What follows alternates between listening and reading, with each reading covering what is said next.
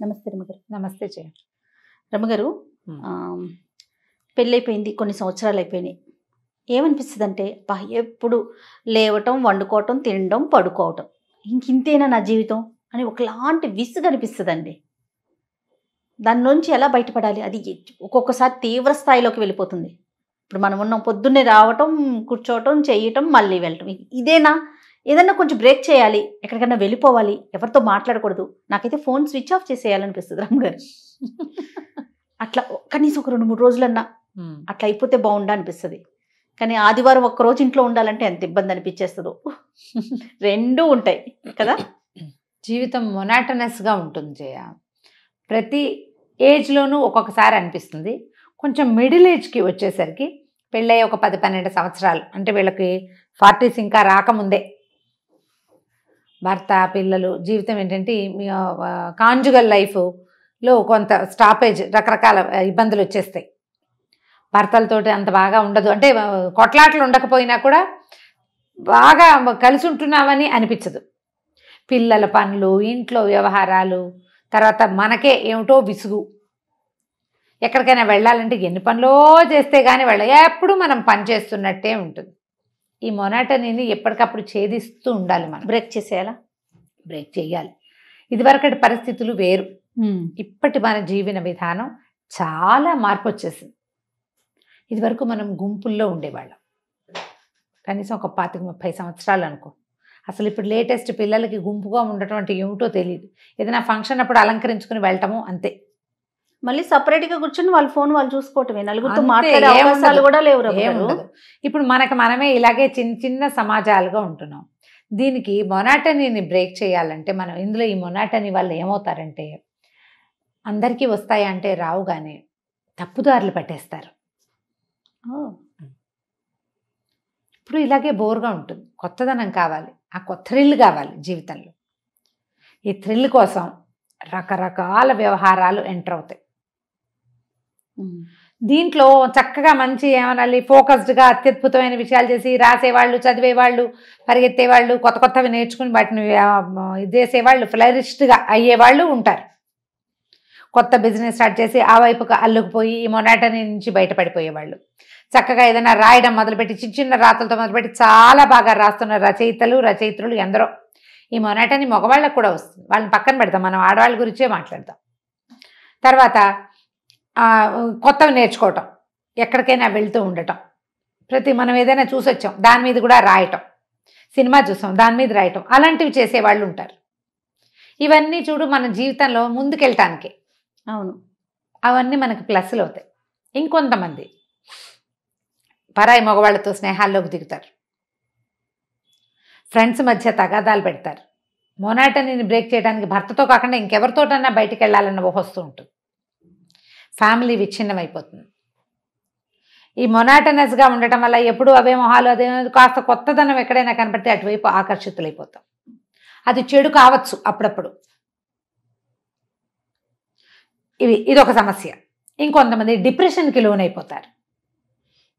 ఈ మూడో కేటగిరీ, నేను ఇంతకుముందు చెప్పిన కేటగిరీలో అందరూ ఉంటారని నేను అన్ను. కొంతమంది వెళ్ళేందుకు అవకాశం ఉంది. ఫోన్లలో ఎవరితోటైనా చాట్ చేస్తూ ఉండటం, ఎవరితోటో మాట్లాడటం, అంతే. అంటే తమ టైంని వేరే చోట ఎంగేజ్ చేసుకుంటారు. ఈ బోర్డమ్ మంచి అవ్వచ్చు, చెడు అవ్వచ్చు. ఈ బోర్డమ్ని జయించటానికి. రైట్. తర్వాత డిప్రెషన్కి లోనైపోయేవాళ్ళు, అనారోగ్యాలకి లోనైపోయేవాళ్ళు. తద్వారా ఏమవుతుందంటే ఫ్యామిలీ నుంచి చెడిపోతారు. డిప్రెస్డ్గా ఉన్నా ఫ్యామిలీతో సెపరేషన్ వచ్చేస్తుంది. అవును, వీళ్ళ కష్టం ఏమిటో అవతల వాళ్ళకి అర్థం కాదు. అన్నీ ఉన్నాయి, శుభ్రంగా డబ్బులు ఉన్నాయి, సరిపడా మనకి చాలా లేపైనా ఉన్నాయి.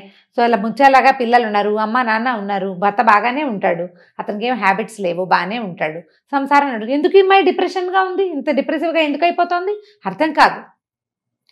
లోన్లీనెస్, మొనాటనీ నిన్ను అలా చేస్తున్నాయనే విషయం అవతల వాళ్ళకి అర్థమే కాదు. నాకు డిప్రెషన్ అమ్మా అని చెప్పేవాళ్ళని నేను ఎంతమందిని వింటూ ఉంటానో జయ.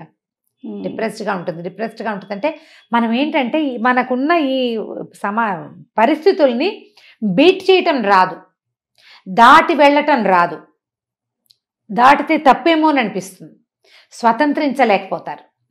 నాకు విసుగ్గా ఉంది, నేను ఏదైనా చేస్తానంటే రెండో వాళ్ళు దాన్ని సమర్థించరు, ఒప్పుకోరు. వాళ్ళతోటి కూడా ఒకవేళ మిగిలిన విషయాల్లో బాగానే ఉంటారు. ఇలా ఈమెకు వస్తున్న ఈ విసుగుని, ఈ చికాకుని వాళ్ళు అర్థం చేసుకోలేరు. డిప్రెషన్ క్రమంగా అనారోగ్యానికి దారితీస్తుంది. ఈ మొయ్యలేని బరువు అయిపోతుంది జీవితం. మోకాళ్ళ నొప్పులు వచ్చేస్తాయి తొందరగా, మెనపాజల్ ఇష్యూస్ వచ్చేస్తాయి తొందరగా.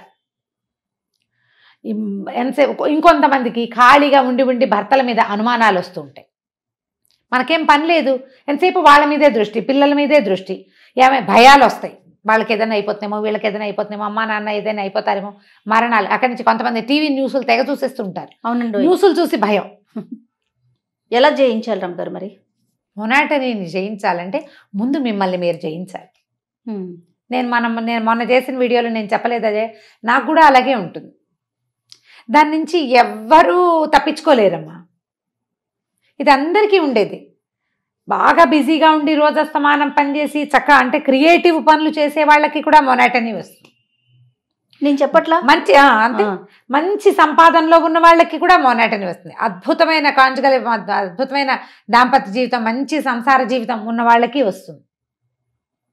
మొనాటనీ రావటం ఏంటంటే మనకి సమాజం చిన్నదైపోవటం వల్ల వస్తుంది. శరీరంలో హార్మోన్స్లో ఒక చిన్న ఇంబ్యాలెన్స్ ఏర్పడినా కూడా వస్తుంది. ఓకే. విసుగుదల జయించాలంటే మీరు ఏ బంధనాల్లో కట్టుబడి ఉన్నారో వాటిని లూజన్ చేసుకోండి. కొంచెం ఒక చిన్న హౌస్ వైఫ్ అనుకుందాం, మామూలు house wife, middle class family. మీకు సరదా వచ్చే ఏ విషయాన్నైనా తీసుకోండి. అది ఫ్యామిలీని ఇబ్బంది పెట్టకూడదు, మీ సేఫ్టీకి ఇబ్బంది కాకూడదు. కానీ సరదాలని ఒక లిస్ట్ అవుట్ చేయండి. సరదాగా బకెట్ లిస్ట్. చిన్నప్పుడు ఎప్పుడో చేయాలనుకున్నా, మన ఇలాంటి మాటలు చెప్తేనే లంగా ఓణీలు వేసుకోవాలని ఉండేది ఆవిడికి. ఓణీలు మొదలుపెట్టిన కొద్ది రోజుల్లోనే పెళ్లి చేసేసారు. అత్తగారు ఓణీలు వేసుకొని ఇవ్వలా, చీరలు కట్టించేశారు. చిన్నప్పటి నుంచి ఎర్లీగానే శారీస్ కట్టుకున్నారు. అసలు ఆకుపచ్చ లంగా, నల్ల ఓణి అవన్నీ సరదాలు ఉండేవి ఆవిడికి. నేను చెప్పేది దానికి ఏముంది, ఇప్పుడు మొహమాటం. పెద్ద పెద్ద వాళ్ళు, యాంకర్లు ప్రతి చోట లంగా ఓణి జావేలే వేసుకుంటున్నారు. పెళ్లిళ్లలో కూతుళ్ళ ఓణీల ఫంక్షన్లో తల్లులు ఓణీలు వేసుకుంటున్న వాళ్ళు కనపడుతున్నారు ఇప్పుడు. అవును. మొహమాటానికి ఏముంది, ఏదైనా ఫంక్షన్లో వేసేసుకోండి. మా వాళ్ళంతా నవ్వుతుంది, గాడిద గుడ్డు, ఏం పర్వాలా. అద్భుతమైన సెలబ్రిటీల పేర్లు 5-6 కావాలంటే నేను లిస్ట్ ఇప్పుడు చెప్పట్లా. నేను ఇప్పుడు చెప్పను, వాళ్ళ పేరు ఎత్తడం నాకు ఇష్టం లేదు. నేను వాళ్ళని తక్కువ చేయటల్లా. బాగానే ఉంది, నాకు సరదాగానే ఉంది. సరదా పడండి దాని మీద. ఏమిటి ఈ వేషం అనుకోకండి. ఒంటి నిండా బట్టలు ఉన్నాయి కదా, చీర అయితే ఏమిటి, ఓణి అయితే ఏం తేడా? నేను డ్రెస్ వేసుకుంటే అందరు కొంతమంది అడిగారు, మీరు కూడా వేసుకుంటారు, ఏంటి డ్రెస్సులో తప్పు? అదేమన్నా టీషర్టా, అదేమన్నా ప్యాంటా? కాదుగా. అవునండి. చక్కగా ఒంటి నిండా బట్టలుగా ఇక్కడి నుంచి మొదలుపెట్టి చేతులు ఇక్కడ దాకా ఉండి శుభ్రమైన డ్రెస్ ఒంటి నిండా. అంటే ప్రోగ్రామ్ ను బట్టి మనం డ్రెస్ ఉంటుంది, ప్రోగ్రామ్ కూడా కాదు, మీ ఇష్టం, అది నా చాయిస్. ఏనాటి మా నాయనమ్మ జయ, నాయనమ్మ పోయిందే 86లో. 86లో పోయిన మా నాయనమ్మ 82లో, 87లో పోయారు. 81, 82లో పిల్లలు ఓణీలు ఎందుకు లాగు చొక్కా వేసుకో, ఒంటి నిండా పొట్టంతా కనపడుతుంది, పిల్లకి పొట్ట కవర్ చేసుకోవడం రాదని 82లో మా నాయనమ్మ, అప్పటికి ఆవిడ ఇంచుమించుగా 80 సంవత్సరాల వయసున్న ఆవిడ, లాగు చొక్కా వేసుకో అంటే చుడీదార్ వేసుకోవటం అన్నమాట. పంజాబీ డ్రెస్సులు అప్పుడు కొత్త, చక్కగా ఉంది, ఒంటి నిండా బట్టలు ఉన్నాయి పిల్లకి. ఆ ఓణీలు ఎందుకు, పొట్టంతా బయట, ఇవంతా బయట అనేవారు మా నాయనమ్మ. ఈ వెనకబడిన జాతిని ఏమనాలో అర్థం కాదు నాకు. ఒక చుడీదార్ వేసుకుంటే మీకు తప్పు, వీళ్ళకి ఇలాంటి పిచ్చ ఆలోచనల నుంచి బయటికి రండి అమ్మ. ఈ పిచ్చల్లో పడకండి. ఒంటి నిండా వేసుకునే బట్టలు ఏవైనా వేసుకోవచ్చు. మొనాటనీని జయించండి. మీకు 50 ఏళ్ళున్నా 70 ఏళ్ళున్నా పర్వాలేదు. అసభ్యకరంగా ఉంటే పోనీ నువ్వు మాట్లాడాలి, నువ్వు ఏదైనాను. అసభ్యత లేదు, ఒంటి నిండా బట్టలున్నాయి. నువ్వు ఎవరిని ఏమనగలవని, ఎవరినైనా ఏమైనా అంటావో చెప్పు. మరి నీ సొంత పిల్లల మీద మనకి కంట్రోల్ లేదు కదా ఇప్పుడు. అట్లాగే ఉన్నారు రమ్మగారు. ఎందుకో ఈ పిచ్చి ఆలోచనలో నుంచి బయటకు వచ్చేయండి. మీ ఫ్యామిలీకి ఇబ్బంది కలగకూడదు, మీ సేఫ్టీకి ఏదీ రాకూడదు, అసభ్యతకి అవమానపడే రకమైన ప్రవర్తనకి వెళ్ళకండి. మీ ఆత్మగౌరవాన్ని, ఆత్మాభిమానాన్ని రక్షించుకుంటూ మీరు ఏ మొనాటనీలో నుంచి మీకు విసుగ్గా అవుతో దాంట్లో నుంచి చేంజ్ చేసుకోండి. నా సజెషన్స్ ఎప్పుడు కూడా చాలా ప్రాక్టికల్గా ఉంటాను జయ. నేను అవునండి. నా సొంత విషయంలో నేను ఏం చేయగలను నేను అదే చెప్తా కానీ నేను చెయ్యలేనివి నేను చెప్పట్లేదు. పొద్దున్నే నిద్రలేచి అంటే వాళ్ళంతా బంగారు తల్లులు. నేను పొద్దున్నే లేస్తాను కానీ అందులో లేవగానే స్నానం చేసి స్టవ్ ముట్టుకునే గుణం లేదు నాకు. ఆ బంగారు తల్లిని కానని చెప్తున్నాను నేను ఓపెన్ గా. మోస్ట్ ప్రాక్టికల్ థింగ్స్ ఈ రోజుకి కావాల్సిందే. ఇవాళకి ఏం కావాలి, అందులో మనం ఇబ్బంది పడకూడదు, మన కుటుంబం ఇబ్బంది పడకూడదు, మనం హాయిగా ఉండాలి. ఈ తలకాయ నొప్పులు, ఈ విసగట, దీన్ని బీట్అవుట్ చేయండి. నా పాయింట్స్ ఏంటంటే ఎక్కడికైనా అవుటింగ్కి వెళ్ళండి. ఇప్పుడు ఉద్యోగాలు నేనున్నాను రమ్మగారు, నా గురించి చెప్పండి. నువ్వే అవుటింగ్, మీ ఆయన పిల్ల అమ్మ అక్క కాదు, నాతో పద. ఓకే, అలా గ్యాప్ తీసుకోండి. ఫ్రెండ్స్ మన ఫ్రెండ్స్ తోటి ఒక 3-4 కలిసి వెళ్ళొచ్చు కదా. ఒక చిన్న ప్లేస్కి ఎక్కడికైనా వెళ్ళండి. బాధ్యతలు లేని ఒక 2 రోజుల జీవితాన్ని అనుభవించండి. ఇందులో బాధ్యత లేదా అంటే అసలు లేకపోవట్లేదు. మీ బాధ్యత మీ మీదే ఉంది, మీ కుటుంబ మర్యాద మీ మీదే ఉంది, మీ ఆత్మగౌరవం మీరే కాపాడుకోవాలి. ఈ బాధ్యతను తీసుకోండి. పిల్లలు, బట్టలు, భర్త, సామాన్లు, బ్యాగ్ పెట్టావా, అది పెట్టావా, ఇది పెట్టావా, ప్రశ్నల నుంచి 2 రోజులు బయటకు రండి. ఓన్లీ 2 days అని చెప్తున్నాను నేను. ఇందులో మిమ్మల్ని బరి తెగించమని ఇవి నేర్పిస్తారా అలాంటి పిచ్చి ప్రశ్నలు వేస్తే పిలిచి మరీ పళ్ళు రాలగొట్టేస్తా. ఎవరైనా సరే ఇంటికి పిలిచి పళ్ళు రాలగొట్టేస్తాను. ఎందుకు రమ్మగారు బాగా కోపం వస్తుంది జయ నాకు. ఏమిటి ఒక హాయిగా ఫ్రీగా ఉండండి అంటే ఇవి నేర్పిస్తారు. ఏమిటి అవి నేర్పిస్తారు? నేనన్నా బట్టలు ఇప్పుకుని తిరగమన్నానా? మంచి తీసుకోలేకపోతున్నారు. ఎందుకంటే మీ బుర్రలో బూజుంది, మీ బుర్రలో పాత చింతకాయ పచ్చడి ఉంది 10 ఏళ్ల క్రితం. దాన్ని పారేయండి బయట. మనుషులుగా ఉండండి కనీసం. ఈ రోజున ఏది అవసరమో అది తీసుకోండి. ఖచ్చితంగా నేను నీతులు కాదు చెప్పేది, అవసరమైన విషయాలు. నేను చేయలేకపోతే చెప్పకూడదు, చేసేది కదా చెప్తున్నాను నేను. మరి గ్యాప్ తీసుకోండి.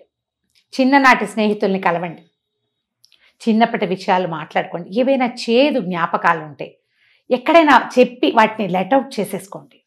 ఎవరో ఒకళ్ళకి చెప్పండి, మీకు మీరే చెప్పుకోండి. దేవుడి దగ్గర కూర్చుని మీ కష్టాన్ని చెప్పేసుకోండి.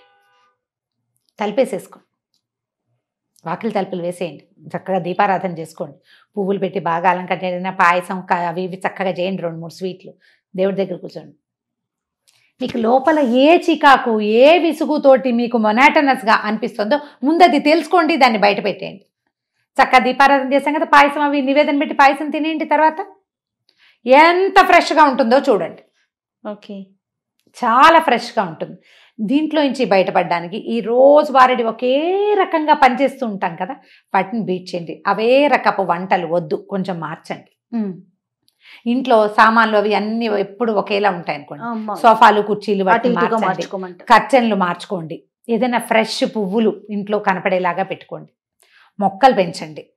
ఇంట్లోనే కాస్త చక్కగా పచ్చటి మొక్కలు ఇవాళ ఇక్కడ హ్యాంగ్ చేస్తే రేపు ఇంకో చోట హ్యాంగ్ చేయండి. బెడ్రూమ్లో ప్రతిరోజు ఒక అగరబత్తి వెలిగించుకోండి. మీకు నచ్చిన వాసన ఉండేది, పర్ఫ్యూమ్స్ అవి కాకుండా సాంబ్రాణి పొగ వేసుకోండి. దానివల్ల కొంత ఫ్రెష్ ఫీల్ వస్తుంది. ఏ మొనాటనీని మీరు జయించాలని భావిస్తున్నారో ముందు అది ఏమిటో మీరు తెలుసుకోండి. మీకు విసుగ్గా ఉంది, అదిగా ఉంది, ఇదిగా ఉంది, ఏంటి నాకేం కావాలి అనేది మిమ్మల్ని మీరు ప్రశ్నించుకోండి. మొదట మనకి ప్రశ్న, ఆ సమాధానాన్ని మన దగ్గర నుంచి మనం రాబట్టుకోండి. ఆన్సర్ తెలిసిందనుకో, ఏదో తిక్కగా ఉంది నోట్లో, నీకు స్వీట్ తినాలనిపిస్తుందో కారమో పులుపో నీకు తెలియాలిగా. అంతేగా. అంటే నువ్వేం చేయాలి? మొదట నీ నోటిని నిన్ను గురించి నువ్వు తెలుసుకోవాలి. తెలుసుకుని దాన్ని బీట్ చేయండి. ఏవైనా నేర్చుకోండి, ఏదైనా చదవండి. ఏది డాన్స్ నేర్చుకోవాలనిపిస్తే కూడా నేర్చుకోవచ్చమ్మా. 50 ఏళ్ళు కూడా డాన్స్ కడ్డం కాదు. అవును, మన జయంతి రెడ్డి గారు భరతనాట్యం చేస్తారమ్మ గారు ప్రోగ్రామ్స్ లో. డాక్టర్ జయంతి రెడ్డి గారు ఎంత పెద్ద ఆవిడ, ఎంత సీనియర్ మోస్ట్ డాక్టర్, చాలా వెల్ నోన్ ఫెమిలియర్ డాక్టర్. ఈ పక్క ప్రపంచం అందరికీ తెలిసిన ఆవిడ. ఇప్పుడు వాళ్ళ అబ్బాయి ద్వారా ఆవిడ ఇంకా ఎంతమందికో తెలిసారు. చాలా మంచి డాక్టర్, మంచి పేరున్న డాక్టర్ కదా, పెద్దవారు కదా. ఆవిడ రిటైర్ అయ్యే 6-7 ఏళ్ళు అయిందేమో, మరి ఇంకా ఎక్కువైందో. అవును, మరి సరదా ఉంటే చక్కగా చేసుకోవచ్చు. ప్రధానంగా ఈ 3 పాయింట్లు. ఫస్ట్ మీ సేఫ్టీ, మీ కుటుంబ మర్యాద, మీ యొక్క ఆత్మగౌరవం, వీటిని వదలద్దు. మిగిలినవి ఏవైనా బీట్ చేయండి. సంసారము జీవితమే కాదు, నేను కూడా ఉన్నాను ఇందులో అనేది తెలుసుకోండి. ఆ నేను అని మీకు ఒక విపరీతమైన కోరికలు ఉన్నాయనుకోండి, ఒకవేళ ఫైనల్ టచ్ ఇది కూడా చెప్తాం. మీ సమాజానికి చెందనివి లేదా సమాజం హర్షించనివి ఉంటే వాటిని చక్కగా ఒక షార్ప్నర్ పెట్టి తగ్గించేసుకోండి. ఇంత పొడుగు పెన్సిల్ని కూడా షార్ప్నర్ పెడితే మొత్తం చెక్కేసి ఇంత చేసేయచ్చు మనం. జీవితంలో మనకి విపరీతపు కోరికలే కాదు, జీవితం కూడా కావాలి. మనతో ముడిపడి ఉన్న మిగిలిన సమాజాన్ని గౌరవించాలనే ఆలోచనని పెంచుకోండి. సమాజంలో ఉన్నాము అనే జ్ఞానంతో ఉండాలి. ఈ పెద్ద పెద్ద విపరీతమైన కోరికలు ఉన్నాయి కదా, వాటిని చక్కగా తగ్గించి చిన్నవిగా చేసుకోండి. అవి తీర్చుకోవడానికి ప్రయత్నం చేయండి. బట్ విపరీతమైన కోరికల జోలికి వెళ్ళి వాటి కోసం పరుగు పెట్టాలని మరీచికల వెనకాల పరిగెత్తి ఆ పని చేయొద్దు. ఇబ్బందులు తెచ్చుకోవద్దు. మీరు ఇబ్బందులు తెచ్చుకోవద్దు, కుటుంబాన్ని రోడ్డు మీద పెట్టద్దు. రైట్. జాగ్రత్తగా చేస్తే మొత్తం బోర్డంని జయించేయచ్చు. ట్రై చేసి చూడండి. సూపర్. నమస్తే రమ్మగారు. నమస్తే జయ. సుమన్ టీవీలో మీ పర్సనల్ అండ్ బిజినెస్ ప్రమోషన్స్ కోసం కింది నెంబర్కి కాంటాక్ట్ చేయండి.